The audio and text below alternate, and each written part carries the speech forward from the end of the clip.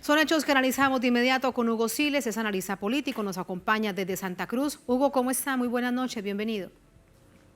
Buenas noches, Tatiana. Un placer estar en Telesur. Muchísimas gracias. Hugo, quiero preguntarle en aras de toda la claridad sobre hechos jurídicos, que cada país tiene sus características acerca de estos juicios que están avanzando de manera paralela en contra de los golpistas. Primero, si le parece, por los anuncios que se hace desde el Ministerio de Justicia. Hoy, por ejemplo, se anuncia que habrá un quinto cargo de responsabilidad por las masacres. En ese caso serían 5 cargos entonces de responsabilidad que pesarían en contra de la expresidenta Yanine Áñez y todo su gabinete golpista. ¿Qué procesos continúan en adelante una vez se anuncian esos cargos de responsabilidad? ¿Qué es lo que debe suceder en el país para que realmente se haga justicia, para que esos cargos se conviertan en hechos prácticos sobre condenas a estas personas? Bueno, Tatiana, a los procesos de juicio de responsabilidades que ha planteado el Ministerio de Justicia del Estado Plurinacional de Bolivia y que corresponden al daño económico por un crédito de más de 320 millones de dólares del Fondo Monetario Internacional, las restricciones en plena pandemia, la libertad de expresión, la incorrecta o la irregular extensión de una licencia de fundaempresa, además de la restricción también de ciudadanos bolivianos en la frontera con Chile que estuvieron imposibilitados para poder retornar al país en plena pandemia, se suma, como bien lo ha señalado, este quinto proceso de juicio de responsabilidades que tiene que ver con ese inédito decreto supremo 4078 que promulga la señora Yanine Áñez, presidenta de facto en Bolivia, el 15 de noviembre del año 2019, pero que este decreto supremo, entre las partes sustantivas, eximía de responsabilidades penales a las Fuerzas Armadas de Bolivia en el desarrollo de acciones que contrarrestaban las protestas populares, las protestas ciudadanas que se desarrollaban en el país. Este decreto supremo, que tuvo una vigencia de un poco más de un mes y medio, fue el decreto supremo que cubrió y amparó las masacres, la represión y la muerte en Sacaba y Sencata. Es decir, las Fuerzas Armadas hicieron uso de la represión armada con armas letales a la población civil de Sacaba y Sencata y de otros lugares, causando 35 muertes, 800 heridos y 1.500 personas arrestadas, perseguidas. Es decir, este es un decreto supremo que, haciendo un balance en la comparación con otros casos, otras realidades de otros países de la región, no existe un antecedente similar de tener un instrumento legal que fue confeccionado con el direccionamiento de proteger de manera penal las acciones militares de represión en Bolivia que terminaron con las muertes. Por lo tanto, este es uno de los procesos de instalación de juicio de responsabilidades que más importancia tal vez en términos de lograr la justicia y que no proceda la impunidad sobre las muertes señaladas. Que Claro, y que corresponde, tanto se en este caso, exige, Hugo, que tanto se exige por parte de los familiares de las víctimas y en general de la población, que esto no quede en la impunidad.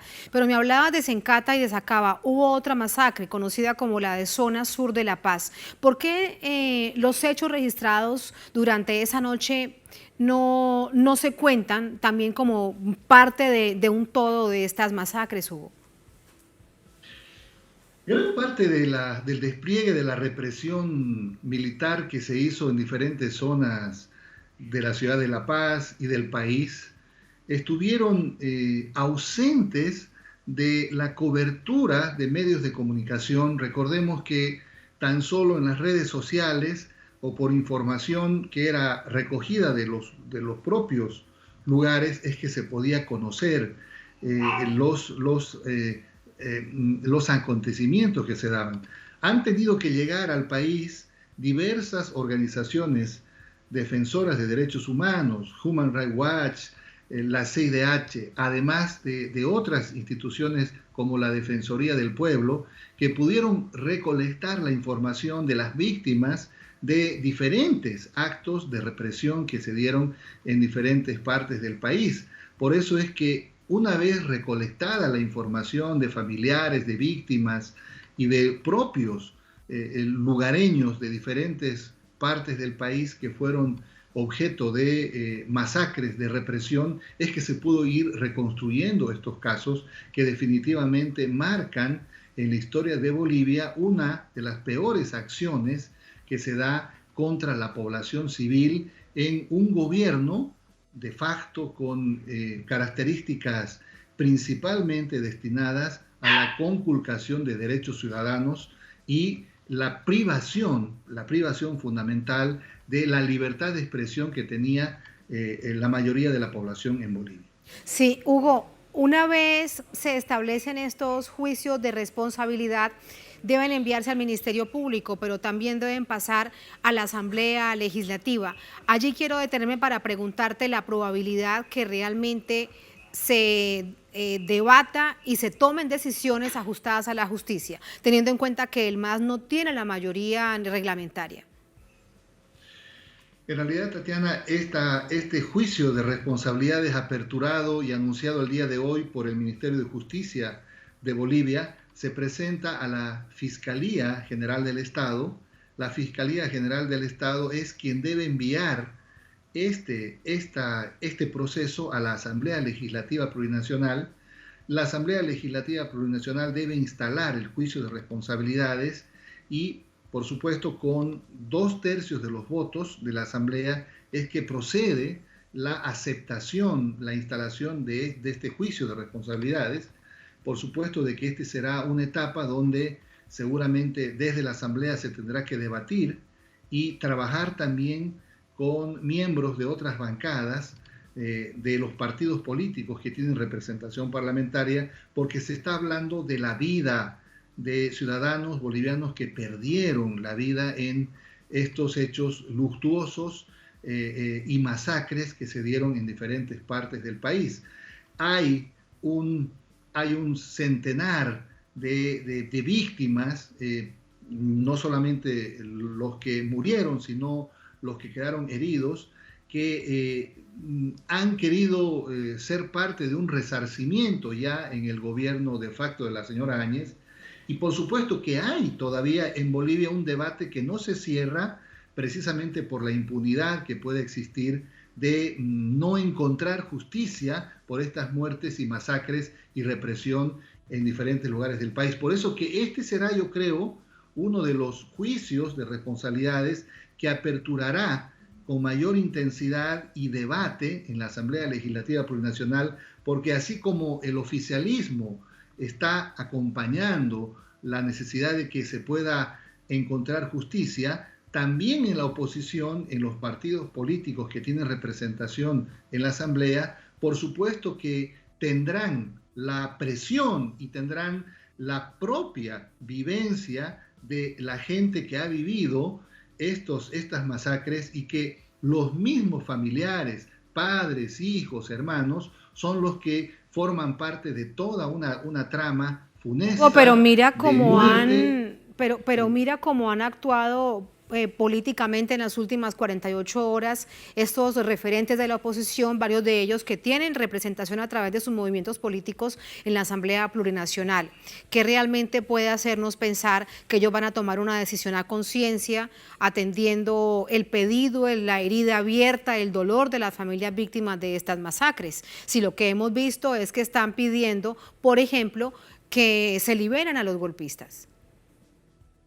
Bueno, Tatiana, desde el discurso retórico de algunos miembros de la oposición y algunos sectores y de comités cívicos, principalmente en Santa Cruz, por supuesto que hay una falta de razonamiento y una absoluta irresponsabilidad para con estos temas, porque llevar a la población a escenarios de confrontación, de paralización del país, por temas que tienen que ver con la justicia y con el desarrollo de un proceso judicial que debe desencadenarse en las propias garantías y Estado de Derecho, es una absoluta incongruencia. Pero por eso la población no está acompañando, y hablo de la población generalizada del país, no está acompañando estas medidas que todavía se han anunciado de manera diríamos, muy distantes de la posibilidad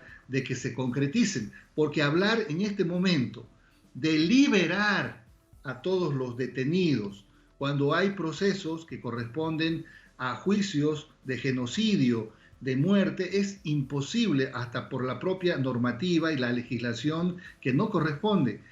Y hacer eco en que si no se liberan a estos detenidos, se va a pasar a paralizar el país, difícilmente la población podría acompañar, o sectores como por ejemplo los que dinamizan la economía y el comercio, podrían paralizar el país por un hecho como este. En todo caso, ¿crees que es un asunto de atención, de alarma, o dicho de otra manera, cuánta peligrosidad reviste, teniendo en cuenta que las organizaciones sociales desde distintas partes del país están preocupadas por esas amenazas donde dice la oposición y estos comités cívicos que se reunían durante esta jornada diciendo que prácticamente se paraliza el país si no son liberados los golpistas? El anuncio es irresponsable y no puede coincidir con una voluntad general y de acompañamiento de la población. Difícilmente los sectores sociales que dinamizan la economía y que tienen que ver con el desarrollo mismo de un país que está en este momento recién asumiendo un motor de dinamizar la economía, de empezar a saldar sus cuentas en los bancos, de reabrir sus comercios, de reaperturar una actividad económica, podrían estar pensando en paralizar. Entonces, pero no tienen el músculo suficiente para eso, Hugo. Si hablamos, por ejemplo, de sectores en el país. En agosto del año pasado vimos que los sectores populares, los sectores sociales, campesinos e indígenas prácticamente paralizaron el país en contra de Yanine Áñez para que se anunciara la fecha definitiva de las elecciones. En contravía está esta oposición ahora con esta amenaza. ¿Pueden tener algún músculo similar o es mucho pensar en ello? El año pasado, Tatiana, el año 2019, perdón, la oposición que encabezó toda una movilización en las ciudades y generó la convulsión como resultado después el golpe de Estado, activó algunos dispositivos de, por ejemplo, valores republicanos como democracia y libertad. Utilizó esos valores democráticos para ejercer una movilización que luego terminó en el golpe de Estado y la insubordinación de la policía y los pedidos de renuncia al presidente constitucional Evo Morales.